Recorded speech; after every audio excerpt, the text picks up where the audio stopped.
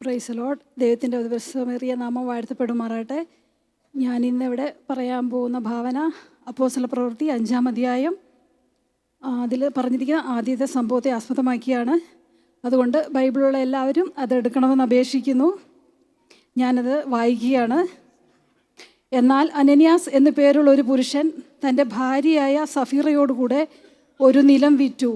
ഭാര്യയുടെ അറിവോടെ വിലയിൽ കുറെ എടുത്ത് ഒരംശം കൊണ്ടുവന്ന് അപ്പോസ്തലന്മാരുടെ കാൽക്കൽ വെച്ചു. അപ്പോൾ പത്രോസ് അനന്യാസെ പരിശുദ്ധാത്മാവിനോട് വ്യാജം കാണിപ്പാനും നിലത്തിൻ്റെ വിലയിൽ കുറെ എടുത്ത് വെപ്പാനും സാത്താൻ നിൻ്റെ ഹൃദയം കൈവശപ്പെടുത്തുവാനും സാത്താൻ നിൻ്റെ ഹൃദയം കൈവശമാക്കിയതെന്ത്? അത് വിൽക്കും മുമ്പേ നിൻ്റേതായിരുന്നില്ലയോ? വിറ്റ ശേഷവും നിൻ്റെ കൈവശമല്ലാഞ്ഞുവോ? ഈ കാര്യത്തിന് നീ മനസ്സ് വെച്ചതെന്ത്? മനുഷ്യരോടല്ല, ദൈവത്തോടത്രേ നീ വ്യാജം കാണിച്ചത് എന്ന് പറഞ്ഞു. ഈ വാക്ക് കേട്ടിട്ട് അനന്യാസ് വീണ് പ്രാണനെ വിട്ടു. ഇത് കേട്ടവർക്ക് എല്ലാവർക്കും മഹാഭയമുണ്ടായി. ബാല്യക്കാർ എഴുന്നേറ്റ് അവനെ ശീല പൊതിഞ്ഞ് പുറത്തു കൊണ്ടുപോയി കുഴിച്ചിട്ടു. ഏകദേശം 3 മണി കഴിഞ്ഞ നേരം അവൻ്റെ ഭാര്യ ഈ സംഭവിച്ചതൊന്നും അറിയാതെ അകത്തു വന്നു.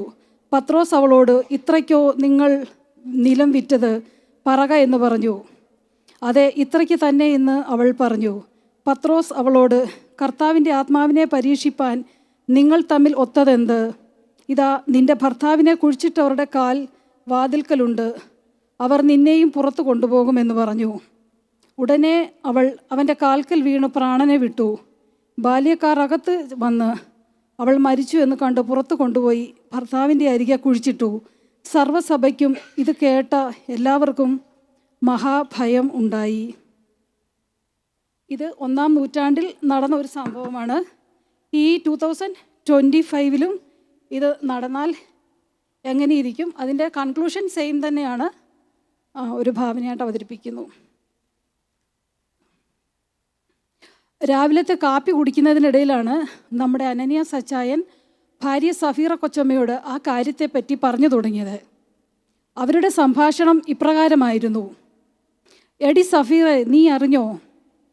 എന്തോന്ന് അച്ചായ? സഫീറ ചോദിച്ചു. എടി, നമ്മുടെ ഇടവകയിലെ മത്തായിച്ചിനും ലൂക്കോച്ചിനുമൊക്കെ വസ്തുവക വിറ്റ് തുക അപ്പോസ്തലന്മാരുടെ കയ്യിൽ കൊടുക്കുന്നു. സ്വതവേ ദേശീയക്കാരിയായ സഫീറ ചോദിച്ചു, അതിന് നമ്മളെന്തു വേണം? എടി, നമ്മളും എന്തെങ്കിലുമൊക്കെ കൊടുക്കണ്ടേ? അല്ലെങ്കിൽ നമ്മളുടെ സ്റ്റാറ്റസിന് മോശമല്ലേ? അനന്യാസ് പറഞ്ഞു. സഫീറയ്ക്ക് ദേഷ്യം വന്നു. അവൾ പറഞ്ഞു, വസ്തു വിൽക്കാനോ? എന്താ മനുഷ്യ ഈ പറയുന്നത്? ശരി, ഏത് വസ്തു വിൽക്കും? അനന്യാസ് ഒരു ആശയം മുന്നോട്ട് വെച്ചു. എടി, നമ്മുടെ തെക്കുവശത്തെ തെങ്ങിൻ തോപ്പ് വിറ്റാലോ?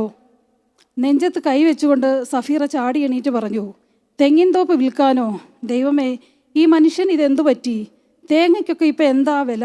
ഒന്നുമല്ലെങ്കിൽ കറിക്കരയ്ക്കാനെങ്കിലും എടുത്തുകൂടെ? നമുക്കത് വേണ്ട ചായ. അത്രയ്ക്ക് നിർബന്ധമാണെങ്കിൽ നമ്മുടെ ആ 1/2 ഏക്കർ ചതുപ്പ് നിലം വിറ്റാലോ? അതാണെങ്കിൽ കൃഷി ഇറക്കാനും കൊള്ളുകയില്ല.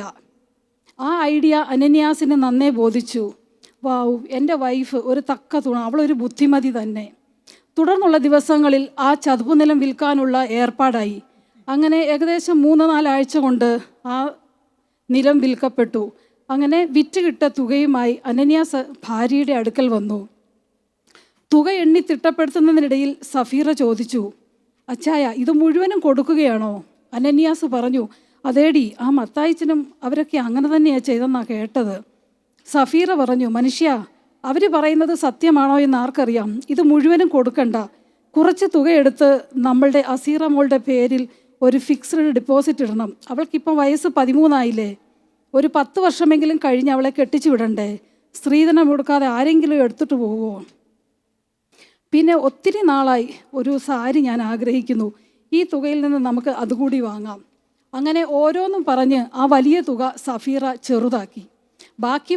ബാക്കി വന്ന തുകയെല്ലാം എണ്ണി തിട്ടപ്പെടുത്തി ഡയറിയിൽ കുറിച്ചിട്ട് അനന്യാസ് നേരെ ചർച്ചിലേക്ക് തൻ്റെ കാറിൽ പുറപ്പെട്ടു. ഉച്ചയൂണിന് മുൻപേ ഇങ്ങെത്തണമെന്ന് പിറകിൽ നിന്ന് ഭാര്യ ഓർമ്മിപ്പിച്ചു.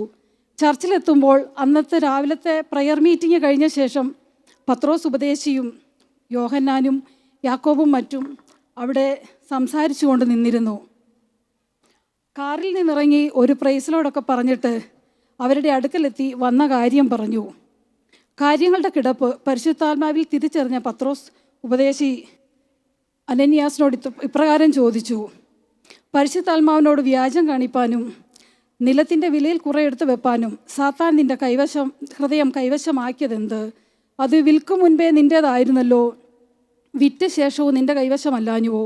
ഈ കാര്യത്തിന് നീ മനസ്സ് വെച്ചതെന്ത്? മനുഷ്യരോടല്ല, ദൈവത്തോടത്രേ നീ വ്യാജം കാണിച്ചത് എന്ന് പറഞ്ഞു.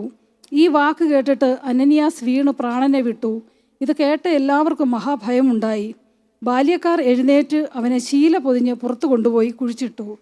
കുറച്ചു കഴിഞ്ഞപ്പോൾ ഭർത്താവിനെ കാണാഞ്ഞിട്ട് ഭാര്യ സഫീറയ്ക്ക് അവലാതിയായി. ഫോൺ വിളിച്ചിട്ട് റിങ് ആവുന്നുണ്ട്, എടുക്കുന്നില്ല. ദൈവമേ, മണി 2 അച്ചായനെ കാണുന്നില്ലല്ലോ. കൃത്യം 1 മണിക്ക് ഊണ് കഴിക്കണമെന്ന് നിർബന്ധമുള്ള ആളാണ്. ഈയിടെയായി അല്പം പ്രഷറും ഷുഗറും ഇച്ചിരി കൂടുതലാണ്. എന്തായാലും ചർച്ച് വരെ ഒന്ന് ചെന്നിട്ട് വരാം. അങ്ങനെ ഉടുത്തൊരുങ്ങി ഏകദേശം 3 മണിയോടെ സഫീറ കൊച്ചമ്മ ചർച്ചിലെത്തി. എന്തോ ഒരു വലിയ പന്തികേട്, ഒരു ചെറിയ ആൾക്കൂട്ടം, പാസ്റ്റർ എല്ലാവരും അവിടെ തന്നെയുണ്ട്, ചർച്ചിൻ്റെ സെക്രട്ടറി, അങ്ങനെ മറ്റംഗങ്ങളൊക്കെ അവിടെ തന്നെയുണ്ട്. അവരുടെ ഇടയിലെങ്ങും അവളുടെ അച്ചായനെ അവൾക്ക് കാണാൻ പറ്റിയില്ല. എന്തു പറ്റിയോ ആവോ? നിലത്ത് അച്ചായൻ്റെ ചെരുപ്പ് കിടപ്പുണ്ട്. കാർ അവിടെ പാർക്ക് ചെയ്തിട്ടുണ്ട്. എല്ലാവരുടെയും കണ്ണുകൾ അവളിലായിരുന്നു. ഇനി അവർ അച്ചായനോട് തിരിച്ചും മറിച്ചും ചോദിച്ചിട്ട് ആ മനുഷ്യൻ വല്ല സത്യവും പറഞ്ഞു കാണുമോ? അങ്ങനെ അവൾ പതിയെ പത്രോസ് ഉപദേശിയുടെ അടുക്കലേക്ക് ചെന്നു. പത്രോസ് അവളോട്, ഇത്രയ്ക്കോ നിങ്ങൾ നിലം വിറ്റത്? പറക എന്ന് പറഞ്ഞു. അതെ, ഇത്രയ്ക്ക് തന്നെ എന്ന് അവൾ പറഞ്ഞു. പത്രോസ് അവളോട്, കർത്താവിൻ്റെ ആത്മാവിനെ പരീക്ഷിപ്പാൻ നിങ്ങൾ തമ്മിൽ ഒത്തതെന്ത്? ഇതാ, നിന്റെ ഭർത്താവിനെ കുഴിച്ചിട്ടവരുടെ കാൽ വാതിൽക്കലുണ്ട്, അവർ നിന്നെയും പുറത്തു കൊണ്ടുപോകുമെന്ന് പറഞ്ഞു. ഉടനെ അവൾ അവൻ്റെ കാൽക്കൽ വീണു പ്രാണനെ വിട്ടു.